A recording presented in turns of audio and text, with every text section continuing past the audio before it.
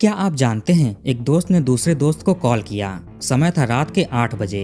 Call पर उसने बोला, चलो एक दावत में चलते हैं, थोड़ी देर में घूम फिर कर वापस आ जाएंगे। अभी कुछ देर पहले ही दूसरा वाला दोस्त पढ़ने के लिए बैठा था। हाल के समय में इसने रेलवे का एग्जाम दिया था, जिसमें इसका सिलेक्शन हो जाता है। एग्जाम पास कर लिया। अब इसकी सरकारी नौकरी लगने वाली थी। घर में खुशी का माहौल था। पहले तो ये वाला दोस्त चलने से मना कर देता है कि पढ़ाई करनी है, लेकिन कॉल करने वाला दोस्त थोड़ा इंसिस्ट करता है कि ज़्यादा समय नहीं लगेगा, थोड़ी देर वहाँ पर रहकर वापस आ जाएंगे। इसके बाद ये भी मान गया। पर इन्हें क्या पता था कि जहाँ पर ये जाने वाले हैं वो खाने पीने की दावत नहीं बल्कि मृत्यु की दावत है।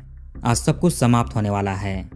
कभी कभी मृत्यु खुद किसी के पास नहीं जाती, बल्कि लोग खुद उसके पास जाते हैं। नमस्कार दोस्तों, तो क्या हाल चाल है आपके। आज हम बात करने वाले हैं अंकिता मनोज केस के बारे में। अगर आपने भारत की आज़ादी के इतिहास के बारे में पढ़ा होगा तो 1925 में एक बहुत अहम इवेंट हुआ था, जिसने फ्रीडम स्ट्रगल में बहुत बड़ा योगदान दिया। वहीं से सब कुछ बदलने वाला था। काकोरी कांड। काकोरी एक लोकेशन का नाम है जो लखनऊ से लगभग 20 किलोमीटर की दूरी पर पड़ता है। इसका सीधा सीधा रिलेशन भारत की आज़ादी से है। इसी काकोरी के अंतर्गत एक गाँव पड़ता है, पानखेरा, जहाँ पर मनोज लोधी या मनोज राजपूत नामक एक 25 साल के युवक रहा करते थे। ये वहीं के दालचंद इंस्टीट्यूट में ITI की पढ़ाई कर रहे थे। 21 मार्च 2025 फ्राइडे का दिन और रात के 8 बज रहे थे। इसी समय मनोज अपने घर से अपनी बाइक पर बैठकर निकलते हैं। इनको जाते हुए इनके पिता ने देखा और पूछा भी कि कहाँ जा रहे हो। ये जवाब देते हैं कि दोस्त के यहाँ पर बर्थडे पार्टी है, बुलावा आया है तो जाना पड़ेगा, थोड़ी देर के बाद आ जाऊंगा। इतना कहकर ये बाइक से चले गए। जाने से पहले इन्होंने अपने ही गांव के एक दोस्त को भी कॉल किया, जो था 26 साल का रोहित राजपूत। रोहित एक मेहनती और पढ़ने लिखने वाला लड़का था। ये सभी कामों से ज़्यादा अपनी पढ़ाई को महत्व देता था, लेकिन आज के दिन कुछ कामों के चलते इसको पढ़ाई में थोड़ा लेट हो जाता है। ये पढ़ने बैठा ही था कि मनोज का कॉल इसको आ गया कि पार्टी में चलो, साथ रहोगे तो ठीक लगेगा, वरना अकेले मन नहीं लगेगा। दोस्ती के नाते रोहित भी मान जाता है। अब मनोज अपनी बाइक से रोहित के घर पर गया, फिर उसको लेकर अपने साथ निकल पड़ता है। रोहित ने भी अपने घर पर बताया कि दावत में जा रहा हूँ, थोड़ी देर में आ जाऊंगा। इसके घर के कई लोगों ने मनोज को रोहित को अपने साथ ले जाते हुए देखा था। ये शाम के 8 बजे की बात है। अब धीरे धीरे समय बीतने लगा। दोनों के ही घर पर उनके परिवार के लोग उनका इंतजार कर रहे थे। चूंकि ये लोग गांव जैसे इलाके में रहते हैं तो वहां पर शहरों की अपेक्षा जल्दी खा पी कर सो जाते हैं। यही इनका रूटीन होता है। लेकिन मनोज और रोहित को अपने घर लौटने में थोड़ी देरी होती है। वो फोन भी नहीं उठा रहे थे। अब आते हैं इनके गांव से लगभग 5 किलोमीटर दूर बरकताबाद खुर्रमपुर मार्ग पर। यहीं पर नगवा पुल मौजूद है। 21 मार्च की रात में ही लगभग 9:30 से 9:45 बजे के बीच एक राहगीर इसी रास्ते से गुजर रहे थे। इस समय तक ये इलाका थोड़ा सुनसान और वीरान हो जाता है। ज्यादा ट्रैफिक नहीं होता, ऊपर से काफी अंधेरा भी रहता है। राहगीर ने रोड की एक तरफ कोई चीज पड़ी हुई देखी। इन्हें कुछ संदेह होता है, आखिर वो क्या है। अब ये उसके पास जाकर देखते हैं। जैसे ही इन्होंने टॉर्च ऑन किया, इनके पैरों तले जमीन खिसक गई और ये चीखना चिल्लाना शुरू कर देते हैं। आसपास के गांव के लोगों को बुलाने लगे।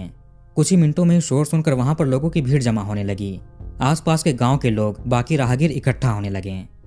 उस रोड पर 2 युवक पड़े हुए थे। आसपास रक्त बिखरा हुआ था। उन पर जैसे किसी तेजधार चीज का इस्तेमाल किया गया हो। एक आदमी पर काफी ज्यादा बार यूज हुआ था और दूसरे पर 1-2 बार, लेकिन दोनों ही बेसुध हालत में पड़े थे, जैसे कि अब इस दुनिया में ना हो। किसी ने रात के ही 10 बजे तक पुलिस को इसकी सूचना दी। ऐसी चीजें सुनकर पुलिस के भी हाथ पैर फूल जाते हैं। काकोरी थाने के इंस्पेक्टर अपनी टीम के साथ मौके पर पहुंचते हैं। ये कोई सड़क हादसा नहीं था, बल्कि साफ तौर पर कत्ल का मामला था। पुलिस को इन दोनों लड़कों की पहचान जानने में भी ज्यादा दिक्कत नहीं होती है। भीड़ में से ही किसी ने पहचान कर लिया। बताया कि ये तो पास के ही गांव के रहने वाले हैं, मनोज और रोहित। उधर पूरे इलाके में इस खबर को लेकर सनसनी फैल चुका था। भीड़ इकट्ठा हो रही थी। मृतकों के घर वालों को जब इसकी सूचना मिलती है तो वो भी बदहवास होकर यहाँ पर आते हैं। पुलिस ने घटनास्थल के आसपास अच्छे से मुआयना किया। मौके पर ACP की टीम, DCP वेस्ट की टीम, फॉरेंसिक एक्सपर्ट्स, सर्विलांस की टीम, क्राइम ब्रांच के ऑफिसर्स, हर कोई पहुंच जाता है। घटनास्थल के थोड़ी ही दूर पुलिस को एक बाइक भी खड़ी मिली। परिजनों से पता चला कि इसी बाइक से मनोज अपने घर से निकला था। आखिर ये दोनों इस जगह पर क्यों आए? इनके साथ इस सुनसान रास्ते में किसने ऐसा हश्र किया होगा? मनोज के परिजन बताते हैं कि बेटा बर्थडे पार्टी में जाने की बात कहकर निकला था। वहीं रोहित भी मनोज के साथ दावत में जाने की बात कहकर गया था। अब ये दोनों दावत खाने के लिए निकले थे तो बीच रास्ते में इस हालत में क्यों मिले? क्या इनके साथ जो हुआ वो कोई सोची समझी साजिश के तहत हुआ, या फिर अचानक ये कोई रोड रेज का मामला है, किसी राहगीर से लड़ाई झगड़ा हो गया हो? इनकी हालत को देखकर तो यही समझ में आया कि हो ना हो ये कोई सोची समझी साजिश होगी। मनोज को अगर किसी पार्टी वगैरह में जाना होता तो पहले ही परिवार को बता देता, लेकिन ये अचानक से ही रात के 8 बजे बोला और निकल गया। शायद इसको किसी ने इसी मकसद से ही बुलाया हो। अब पुलिस दोनों को हॉस्पिटल भेजने की तैयारी करती है पोस्टमार्टम के लिए, लेकिन उनके परिजन पुलिस का विरोध करने लगे। बिना परिवार से पूछे ऐसे कैसे ले जा सकते हैं। इनके बीच धक्का मुक्की हो जाती है, बहस हो जाता है, मामला संवेदनशील होने लगा।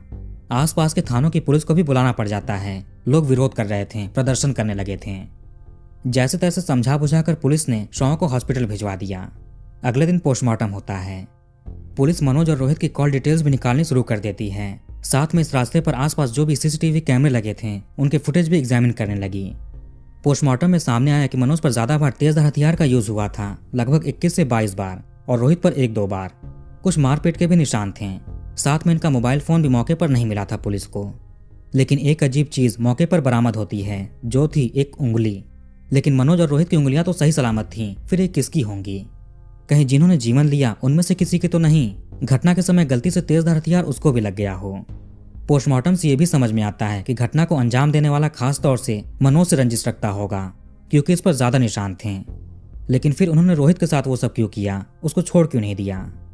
पुलिस 2 एंगल्स को ध्यान में रखकर अपनी तफ्तीश शुरू कर देती है। एक तो प्रेम प्रसंग का एंगल, कोई प्यार व्यार का चक्कर होगा। दूसरा जमीनी विवाद का एंगल, जमीन जायदाद को लेकर किसी के साथ कोई डिस्प्यूट रहा हो, कोई दुश्मनी हो। प्रारंभिक जांच और परिजनों से शुरुआती पूछताछ में लगा कि शायद मनोज रोहित को लेकर किसी से मिलने गया होगा, तभी वो घटना हुई। इसको बुलाने वाला भी जरूर इसमें शामिल हो सकता है। पुलिस की 3 टीमें इस केस को सुलझाने में जुटी थीं। काकोरी इंस्पेक्टर की टीम, एसीपी की टीम, डीसीपी वेस्ट की सर्विलांस टीम और क्राइम ब्रांच। मनोज के परिवार में माता पिता और 2 भाई थे। पिता खेती बाड़ी करके जीवन चलाते थे। रोहित के घर में भी माता पिता और 4 भाई थे। पिता परिवहन मंत्री के यहाँ पर होमगार्ड के रूप में काम करते थे। रोहित का हाल के समय में रेलवे में सिलेक्शन हुआ था। घर में खुशी का माहौल था। वैसे रोहित पढ़ने लिखने में भी बहुत अच्छा था। मीडिया रिपोर्ट्स के अनुसार इसने बिहार पुलिस में एग्जाम दिया था, यूपी पुलिस का भी एग्जाम दिया था। इसका सिलेक्शन दोनों में ही हो गया, लेकिन ये ज्वाइन नहीं करता है। फिर रेलवे का एग्जाम दिया जिसमें सेलेक्ट हो जाता है। ये इसको ज्वाइन करने वाला था, लेकिन इससे पहले ही इसका सपना चूर चूर हो जाता है। दोनों के ही परिवार वालों ने किसी से कोई दुश्मनी को नकार दिया। इनके ध्यान में कोई ऐसा नहीं है जिससे कोई रंजिश हो। पुलिस को रोहित के कॉल डिटेल्स में कोई खास सुराग नहीं मिलता है। सभी उसके जानने वाले लोग थे। जान पहचान के लोगों के ही कॉल्स आए गए थे। वही मनोज के कॉल डिटेल में एक बहुत बड़ा सुराग हाथ लगा। घटना वाले दिन यानी 21 मार्च को जब मनोज घर से निकला रात के 8 बजे, उससे पहले उसके फोन पर 35 से भी ज्यादा बार कॉल आए थे, और वो केवल एक ही नंबर से थे। ये सच में थोड़ी संदेहजनक चीज थी। अब केवल एक दिन में एक नंबर से 35 बार कॉल क्यों आएगा? ऊपर से ये भी इनकमिंग कॉल था, यानी उसी संदिग्ध नंबर की तरफ से कॉल आ रहे थे। अब पुलिस इस नंबर के बारे में डिटेल्स निकलवाती है। पता चला कि ये किसी मोहम्मद इद्रिस के नाम से रजिस्टर्ड है। मनोज के पास 2 नंबर्स थे। एक तो उसका खुद का पर्सनल था और दूसरा ये वाला था जिस पर 35 कॉल्स आए थे। पुलिस को यह भी पता चलता है कि मनोज का दूसरा नंबर भी मोहम्मद इद्रिस के नाम से है, यानी इस नाम के 2 सिम कार्ड्स थे। एक तो मनोज के पास था और दूसरा उस कॉल करने वाले के पास, और उस नंबर पर इसकी अक्सर बात होती भी रहती थी। थोड़ी और जांच करने पर समझ में आता है कि ये दोनों ही सिम कार्ड्स फर्जी हैं, किसी फेक नाम से खरीदे गए थे। लेकिन मनोज फर्जी सिम क्यों यूज करेगा? इसके खुद के पर्सनल नंबर का भी सीडीआर निकाला गया।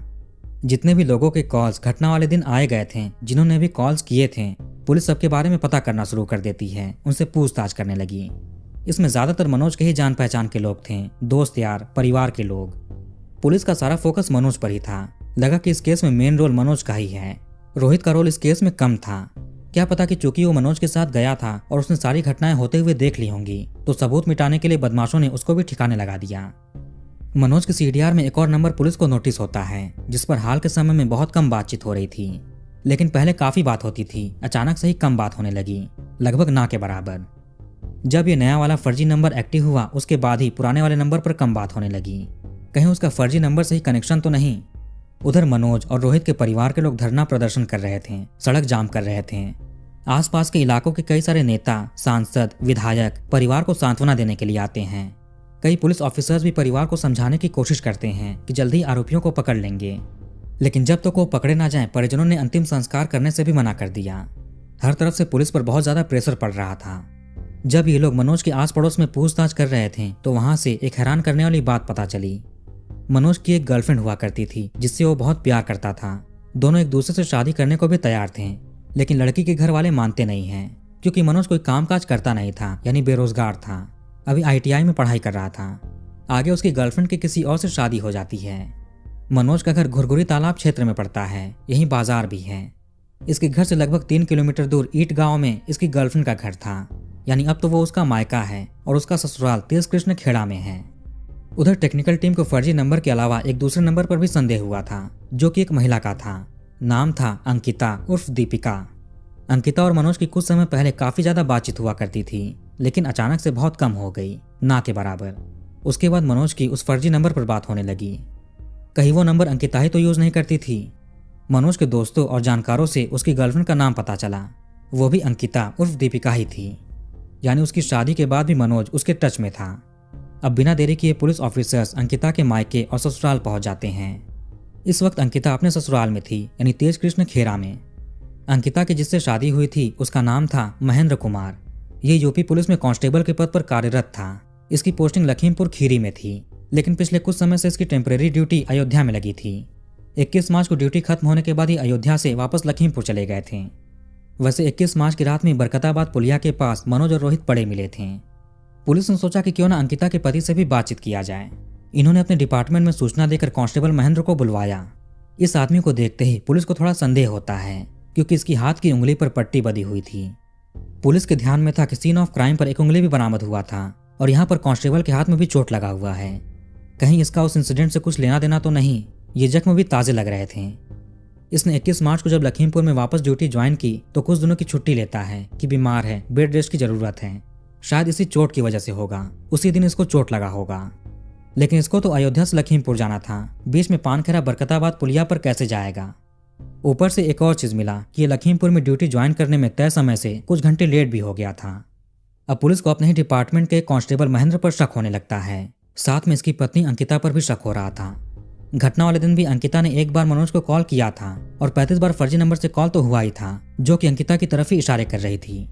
पुलिस ने इन दोनों से अपने अंदाज में बात किया, सख्ती दिखाई। पहले तो अंकिता मुंह खोलती है, उसके बाद सिपाही भी सच बताना शुरू कर देता है। अब आपको सारी घटना टाइमलाइन के अनुसार डिटेल में बताते हैं। पानखेड़ा गांव का रहने वाला मनोज राजपूत घुरघुरी के एक स्कूल में पढ़ता था जब ये छोटा था। उसी स्कूल में ईट गांव की रहने वाली अंकिता भी पढ़ती थी। वहीं पर दोनों की दोस्ती होती है, यानी इनका बचपन का स्कूल वाला प्यार था। दोनों धीरे धीरे बड़े हुए, दोस्ती प्यार में बदलने लगी। लेकिन घर वाले शादी को राजी नहीं होते हैं। अंकिता के घर वाले बेटी की शादी तेज कृष्ण खेड़ा के रहने वाले महेंद्र कुमार से करवा देते हैं 20 जून 2022 को। महेंद्र 2018 बैच का यूपी पुलिस में कांस्टेबल था। ये शादी अंकिता की इच्छा के विरुद्ध हुई थी। ये तो मनोज से प्यार करती थी, लेकिन कोई परिवार अपनी बेटी को ऐसे किसी को क्यों देगा जो कोई काम धाम नहीं करता हो। अब अंकिता शादी के बाद ससुराल चली गई। इसका पूरी तरह से मनोज से कांटेक्ट खत्म हो जाता है। अब धीरे धीरे शादी को 1 साल बीतते हैं। सब कुछ सही चल रहा था। पति पत्नी महेंद्र और अंकिता के रिश्ते भी ठीक थे। शादी के बाद अंकिता मनोज को भूल चुकी थी, पति के साथ खुश थी। पुलिस की ड्यूटी के चलते महेंद्र बहुत कम घर पर रहते थे, पूरा समय बाहर रहते थे। इनकी पोस्टिंग लखीमपुर में थी। महीने 2 महीनों में कुछ ही दिनों के लिए घर पर आते थे, फिर वापस ड्यूटी पर चले जाते। शादी के साल भर के बाद पति अपनी पत्नी के जीवन में अजीब सी चीज नोटिस करते हैं। ये कुछ ज्यादा ही फोन यूज करने लगी थी। घर वाले भी कहते कि बहुत कुछ ज्यादा ही फोन चलाने लगी है। रात को जब पति ड्यूटी से फ्री होते थे तो पत्नी को कॉल करते थे, लेकिन उसका फोन हमेशा बिजी आता। ऐसा कभी कभी का नहीं था, बल्कि हर बार का था। जब भी पति पूछते कि किससे बात कर रही थी, तब ये कहती कि मायके के लोग हैं। कभी कहती कि सहेली से बात कर रही थी, कभी अपनी बहन से, तो कभी परिवार के किसी और मेंबर से। महेंद्र कुमार ने पुलिसिया दिमाग लगाया और सोचा कहीं पत्नी का किसी से कुछ चल तो नहीं रहा है। अब इन्होंने चुपचाप अपनी पत्नी की कॉल डिटेल्स निकाली। हालांकि ऐसा करना आमतौर पर संभव नहीं है। ऐसा करने के लिए वारंट चाहिए होता है, कोर्ट से ऑर्डर लेना पड़ता है, सर्विस प्रोवाइडर से बात करना पड़ता है, वही दे सकते हैं। लेकिन इधर महेंद्र खुद सिस्टम से जुड़ा हुआ था। सिस्टम में काम करने वालों से इसकी अच्छी दोस्ती थी, जान पहचान थी, रोज का उठना बैठना था। इसने आसानी से ही सोर्स लगाकर अपनी पत्नी का कॉल डिटेल निकाला। उससे इसे पता चल जाता है कि पत्नी किसी मनोज राजपूत नामक लड़के से बात करती है। कांस्टेबल महेंद्र ने एग्जैक्ट डेट भी बताया, 24 दिसंबर 2024। इस दिन पहली बार इसे पता चला था पत्नी के अफेयर के बारे में। अभी अपने घर पर जाकर पत्नी से बात करते हैं। पहले तो वो मना करती है कि अपने घर वालों से बात करती है, फिर पति ने वो कॉल डिटेल दिखाया। अगर तुम्हारे मन में कोई खोट नहीं होता तो सच बता देती, ऐसे झूठ नहीं बोलती। अगर उस लड़के से बात करती थी और सच भी बता देती तब शायद इतना शक नहीं होता।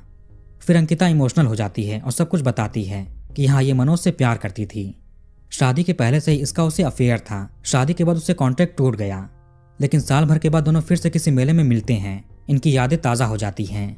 वहीं पर फ़ोन नंबर आदान प्रदान हुआ और वापस से बातचीत शुरू हो गई। जब भी पति काम पर होते थे तो कभी कभी दोनों मिलते भी थे। इनके बीच अवैध संबंध शुरू हो चुका था। ये उसी जगह पर मिलते थे जहां पर मनोज और रोहित पड़े मिले थे, यानी बरकताबाद पुलिया के पास। अब कांस्टेबल महेंद्र ने अपनी पत्नी के सामने एक प्रस्ताव रखा। तुमको पति और प्रेमी में से एक को चुनना होगा। अगर तुम चाहो तो प्रेमी के साथ जा सकती हो, इसको कोई आपत्ति नहीं है, ये कोई सवाल नहीं करेगा, तुमको जाने देगा। लेकिन अगर पति के साथ रहना है तो प्रेमी से रिश्ते तोड़ने होंगे, कांटेक्ट छोड़ने होंगे, कभी उससे बात मत करना, पूरी तरह से दूर हो जाना। यहाँ पर अंकिता अपने प्रेमी के बजाय पति को चुनती है। कहा ठीक है, ये तुम्हारे साथ ही रहेगी, अभी उससे बातचीत नहीं करेगी, नंबर ब्लॉक कर देगी, उससे दूर हो जाएगी। मगर यह महिला ऐसा नहीं करती है। पति के ड्यूटी पर जाने के बाद वापस से उससे बात करने लगी, मिलने लगी। इसी बीच अंकिता और महेंद्र के घर में खुशियां आती हैं, यानी पता चला कि अंकिता गर्भवती है, घर में मेहमान आने वाला है। लेकिन इस बात से महेंद्र को ज्यादा खुशी नहीं हुई। आप समझ सकते हैं कि ऐसा क्यों। इसको लगता था कि ये बच्चा इसका नहीं है बल्कि मनोज का है। इसको लेकर वापस से पति पत्नी के बीच कहासुनी होती है। महेंद्र ने फिर से कहा कि या तो प्रेमी के साथ चली जाओ या पति के साथ रहो। पत्नी ने फिर से कहा कि ये पति के साथ रहेगी, क्योंकि पति नौकरी करता था और प्रेमी बेरोजगार था, ऊपर से पैसे वाला भी नहीं था। इस बार महेंद्र को लगता है कि कहीं पत्नी वापस से धोखा न दे। ये रोज रोज के झगड़ों से परेशान हो चुका था। इस समस्या का निवारण अब जड़ से होना चाहिए। पत्नी के प्रेगनेंसी के बाद ही कांस्टेबल महेंद्र ने सोचा कि मनोज को रास्ते से हटाना पड़ेगा। इसमें अपनी पत्नी को भी शामिल करता है, उसके बिना कैसे संभव होगा। फरवरी 2025 से सारी प्लानिंग शुरू हुई। महेंद्र ने एक कीपैड मोबाइल फोन और 2 फर्जी सिम खरीदे। एक सिम पत्नी को दिया और दूसरा इसके जरिए मनोज को दिलवाया। पत्नी से कहता है कि तुम इसी नंबर से मनोज से बात करना, तुम्हारे नाम से जो सिम है उसका यूज मत करना अपने प्रेमी से बात करने में। ये पत्नी के जरिए मनोज को भी कहलवाता है कि अंकिता ने सिम दिया है, पति को सब कुछ पता चल चुका है, इसीलिए इसी नंबर पर छिप कर बात करेंगे, तुम इसी नंबर से कॉल करना। कांस्टेबल महेंद्र पुलिसिया दिमाग लगा रहा था। पिछले 6-7 सालों से ये पुलिस में था, सब कुछ जान चुका था। कैसे इन्वेस्टिगेशन होता है, कैसे सीडीआर निकालते हैं, कैसे जांच होती है, सबूत कैसे इकट्ठा होते हैं। अगर ओरिजिनल सिम से पत्नी ने बात किया तो अफेयर की बात सामने आएगी कि पत्नी प्रेमी से टच में थी तो पति ने ही कुछ किया होगा। फर्जी सिम को कोई पता नहीं कर सकता। अगर नाम भी आया तो कोई साबित नहीं कर सकता कि यही लोग शामिल होंगे। पत्नी का अपने प्रेमी से रिश्ता टूट चुका है, कई दिनों से बात नहीं की है। अब महेंद्र तो अकेले सारी घटना अंजाम नहीं दे सकता, इसलिए इसने 3 और जानकारों को शामिल किया। इसमें एक तो महेंद्र के ही गांव का रहने वाला था विक्रम, दूसरा महेंद्र का ही भांजा था और तीसरा उसका साथी था। साजिश के तहत अंकिता मनोज से फर्जी नंबर पर नॉर्मल बात करती थी, जैसे पहले करती। इन लोगों ने पहले भी 2-3 बार साजिश को अंजाम देने की कोशिश की थी, मगर नाकाम रहे। किसी कारण से प्लान कैंसिल करना पड़ा। फिर दिन चुना गया 21 मार्च 2025 का। महेंद्र की अयोध्या में ड्यूटी लगी थी और 21 मार्च को वापस से लखीमपुर जाना था, पर रास्ते में ये अपनी मंजिल को मोड़कर पानखेरा जाएगा और सारी घटना अंजाम देगा। इसने अंकिता से कहा कि आज रात में कैसे भी करके मनोज को बुलाना है, कहना कि मिलना चाहती हो और उसी जगह पर बुलाना जहां पर तुम लोग मिलते थे, यानी बरकताबाद पुलिया के पास, ताकि वो आसानी से आ जाए। अगर किसी नई जगह पर बुलाया तो उसको शक हो सकता है। कथित तौर पर आज के दिन अंकिता 3 बार मनोज से मिलती है। एक बार किसी मेले में बुलाकर मिली, दूसरी बार किसी भंडारे में आमना सामना हुआ। ऐसा इसलिए किया ताकि मनोज को रात में बुलाने में दिक्कत ना हो, लेकिन फिर भी मनोज आने से मना कर रहा था, इसको कुछ काम था। पर अंकिता इसको कॉल पे कॉल करती है, आने को मजबूर करती है, इंसिस्ट करती है। दिन भर में इसने 35 बार कॉल किए, तब जाकर मनोज मानता है और आने को तैयार हुआ। अब चूंकि अपनी गर्लफ्रेंड से मिलने के लिए जा रहा है तो अकेले जाना चाहिए, मगर इसको कुछ न कुछ भनक लग चुकी थी, इसलिए अपने दोस्त रोहित को भी साथ लेकर गया था। प्लान के तहत मनोज बरकताबाद पुलिया के पास पहुंचा। चौराहे पर आते ही अंकिता को बोल देता है कि पहुंच चुका हूं। उधर अंकिता ने अपने पति को बताया। वो अपने साथियों के साथ छिपकर बैठा हुआ था और इंतजार कर रहा था। महेंद्र ने रास्ते में ही फसल की कटाई में यूज होने वाला हसिया जैसा टूल भी खरीद लिया था। ये और इसके साथी पूरी तरह से तैयार थे। मनोज अंकिता से सुनसान जगह पर अंधेरे में मिलता है। रोहित साथ में था। 15 मिनट बात की, उसके बाद बाइक पर बैठकर जाने की तैयारी करने लगा। तभी महेंद्र अपने साथियों के साथ बाहर निकलता है और मनोज पर टूट पड़ा। मारपीट होती है। फिर महेंद्र ने उस टूल का यूज किया कई बार। यहाँ पर रोहित भी बीच बचाव कर रहा था, लेकिन मनोज का खेल खत्म हो जाता है। चूंकि रोहित ने भी सब कुछ देख लिया था। वैसे रोहित और कांस्टेबल महेंद्र ये दोनों भी स्कूल के समय में दोस्त थे, बचपन के दोस्त थे। सिपाही का कहना था कि इसकी मंशा रोहित के साथ वो सब कुछ करने की नहीं थी, लेकिन ये सबको पहचान चुका था, सारी पोल खोल देता, इसीलिए उसको भी रास्ते से हटाना पड़ा। उसकी केवल यही गलती थी कि वो दोस्त के साथ यहाँ पर आया था। उसका दूर दूर तक इन चीजों में कोई लेना देना नहीं, किसी लफड़े में नहीं था, किसी तरह की इनसे कोई दुश्मनी नहीं थी। ऊपर से स्कूल का बचपन का दोस्त था। वहीं पास में ही खेत में हसिया को फेंक दिया। फिर महेंद्र लखीमपुर की ओर निकल गया। बाकी तीनों बदमाश भी अपने अपने घर चले गए। अंकिता भी ससुराल चली जाती है। जब मामला खुला तो बाकी बदमाश फरार हो जाते हैं। 2 दिन के अंदर ही पुलिस इस केस को सॉल्व कर देती है। 23 मार्च तक अंकिता और महेंद्र ऑफिशियली अरेस्ट हो जाते हैं। आगे बाकी आरोपी भी अरेस्ट हो जाते हैं। उन्हें पकड़ने के लिए 6 टीम्स लगाई गई थीं जो अलग अलग जगहों पर उनके ठिकानों पर दबिश दे रही थीं। पुलिस को महेंद्र पर शक इसलिए गया था क्योंकि उसकी उंगली में चोट लगा था जो ताज़ा था, और अंकिता पर शक उसके मोबाइल नंबर की वजह से गया। ये घटना वाले दिन गलती से एक कॉल मनोज को अपने ओरिजिनल सिम से कर देती है। हालांकि पुलिस का कहना है कि ये दोनों चीजें नहीं भी हों तब भी ये लोग पकड़े जाते हैं, तब भी केस सॉल्व हो जाता। इसके अलावा भी कई सारे सबूत मिले जो अहम हैं। सीसीटीवी फुटेज भी मिला। मनोज का तो खैर समझ में आता है कि शादी के बाद भी उसका अंकिता से रिश्ता था, इसलिए उसके पति ने रास्ते से इसको हटा दिया। लेकिन रोहित का क्या, उसकी तो कोई गलती नहीं थी। बिना गलती के ही उसके साथ सब कुछ हुआ। तो वीडियो को एक बार खत्म करते हैं। आप कमेंट करके अपनी राय बताइए। इस वीडियो को लाइक और शेयर जरूर करिए। चैनल को सब्सक्राइब करके बेल आइकन ऑन कर लीजिए। मिलते हैं नेक्स्ट वीडियो में। धन्यवाद।